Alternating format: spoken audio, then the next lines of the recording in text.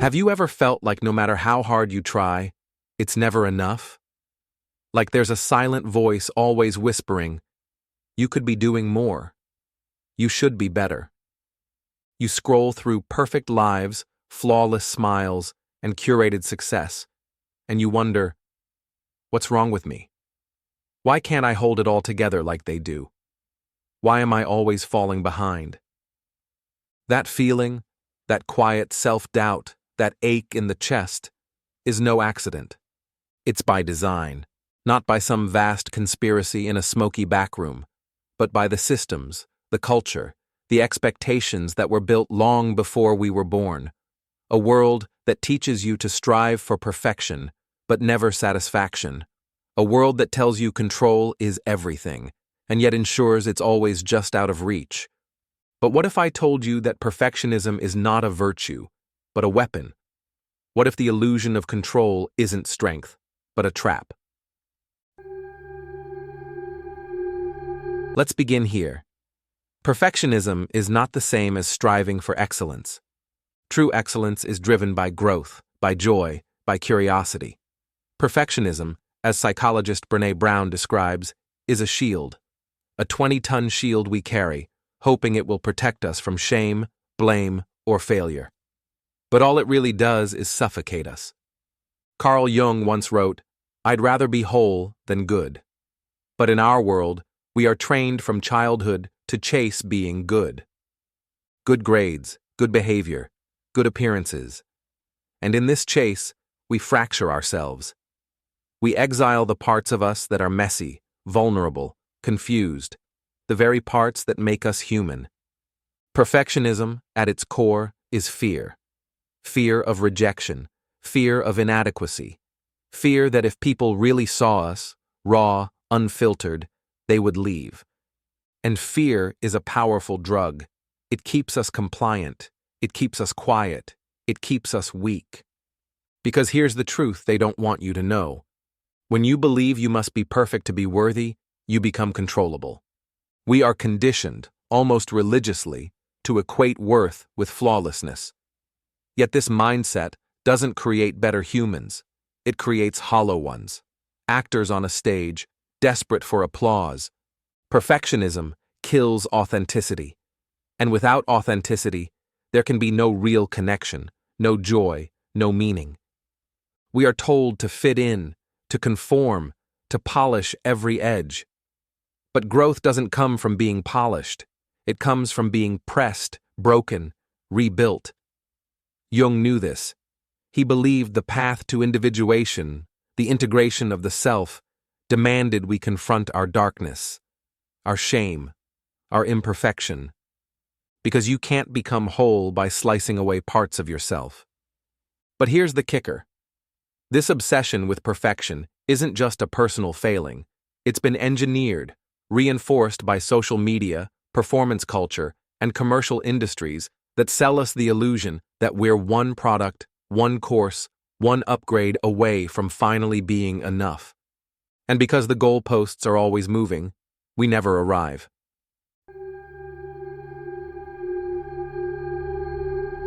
Control is seductive. It promises safety, order, certainty. But it's often an illusion. We are told to plan, optimize, and schedule every minute. There's an app for everything, a metric for everything, a life tracked to the decimal point. This isn't efficiency, it's anxiety wearing a productivity costume. Neuroscientist Robert Sapolsky reminds us that perceived control is one of the greatest stress relievers until it's gone. When the illusion of control shatters, the emotional collapse can be devastating. In an experiment, 2 groups of rats were exposed to identical shocks, but one group had a lever they thought could stop the shock. The group that believed they had control, they were calmer. The group with no lever, despair set in. But here's the catch. The lever didn't actually do anything. That's us, gripping levers that aren't connected to anything real.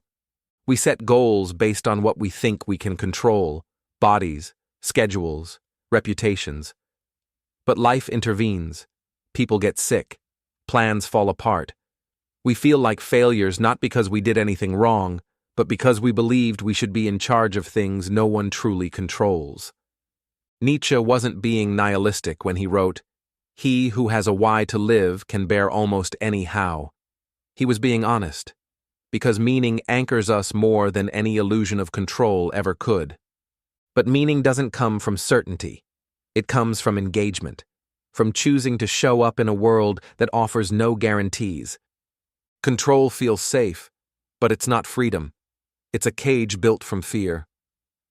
And the most dangerous part? We don't even realize we're in it.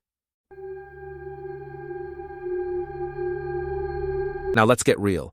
They want you weak. Who is they? Systems, institutions, industries that profit from your insecurity, social hierarchies that thrive when you feel inferior, algorithms that feed on your need for validation. A person constantly chasing perfection and control becomes self-policing. You don't need surveillance when people are too busy judging themselves. You don't need prisons when people are imprisoned by their own expectations. You don't need a tyrant when the voice in your head is harsher than any dictator. When you're exhausted, you're not dangerous. When you're obsessed with being liked, you don't speak truth. When you believe you're never enough, you keep buying, keep grinding, keep apologizing. This is capitalism at its most cunning. Alan Watts said, "The meaning of life is just to be alive." It is so plain and so obvious and so simple, and yet everybody rushes around in a great panic as if it were necessary to achieve something beyond themselves. You weren't born to hustle for worth. You weren't born to be liked by everyone. You weren't born to manage optics. You were born to live. But a system that sells identity, belonging, and meaning will never let you know that.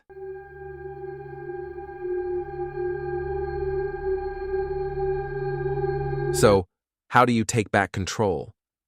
You start by realizing that control was never the goal. Awareness is. Self-awareness is the seed of all transformation. When you become aware of the scripts you've inherited, the lies you've swallowed, the metrics you've mistaken for meaning, you start to wake up. Albert Camus wrote about the absurd man, the one who recognizes the futility of searching for external meaning and still chooses to live with passion and presence. That's the move. Awareness doesn't mean you stop caring. It means you care differently. You stop chasing and start connecting. Jung's shadow work invites you to integrate, not eliminate, your flaws. To bring the unconscious into consciousness. To stop fearing the parts of you that feel too raw, too chaotic, too wrong. The modern self-help movement often sells a fantasy of control. Manifest your destiny, optimize your life, eliminate negativity. But that's not healing. That's dissociation. Healing means holding your contradictions, holding your joy and your grief, your potential and your pain. Healing is messy, it's nonlinear, it's real.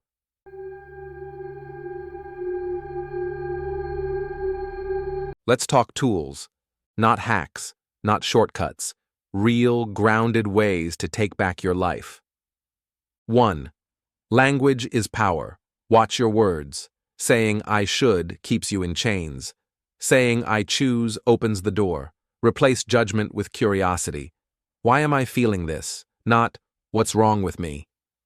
2. Stop worshiping productivity. You are not a machine. Rest is not laziness. Play is not indulgence. Reclaim your time. Sit in silence. Turn off the metrics.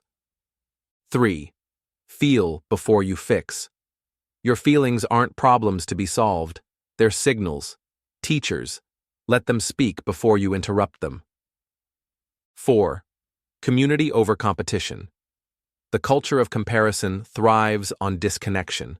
Find people who love you for your mess, not your mask. 5. Define your enough, not society's enough, not Instagram's enough, yours. When is it enough? When are you enough? 6. Practice radical self-compassion. This is not weakness, it's courage. Be gentle with yourself. You're unlearning decades of conditioning.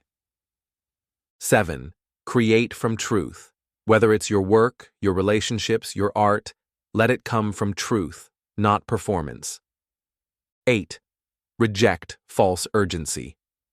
Most things can wait. Breathe. Think. You don't have to respond instantly. Reclaim the tempo of your own life. 9. Unfollow to reconnect. Curate your digital world. Less noise, more signal. Protect your mental space. 10. Return to the body. Move, stretch, walk barefoot. Your body isn't a project. It's a place to come home to. You don't reclaim your power by overpowering the world. You do it by refusing to betray yourself.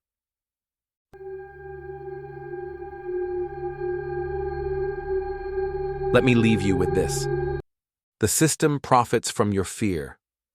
But the moment you stop running, the moment you pause, the moment you say, I am allowed to be exactly where I am, you become dangerous.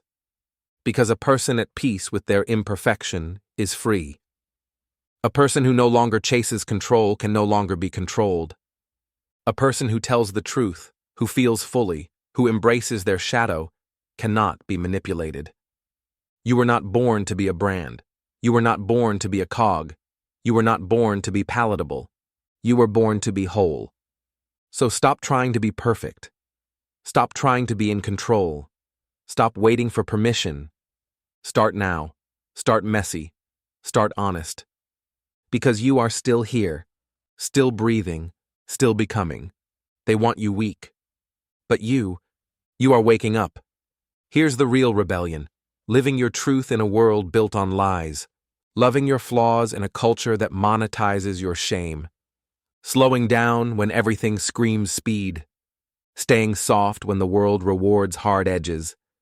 This isn't about becoming someone new. It's about remembering who you were before the world told you who to be. So write, sing, speak, sit quietly, hug your friend, cry in public, take up space, say no, say yes, say nothing at all. Choose to live a life that feels true, not just looks good. You don't need to be fixed. You need to be found, and you are not lost. If this moved you, don't just scroll, reflect, breathe, share, and most of all, live it. Because they can't control what's already free.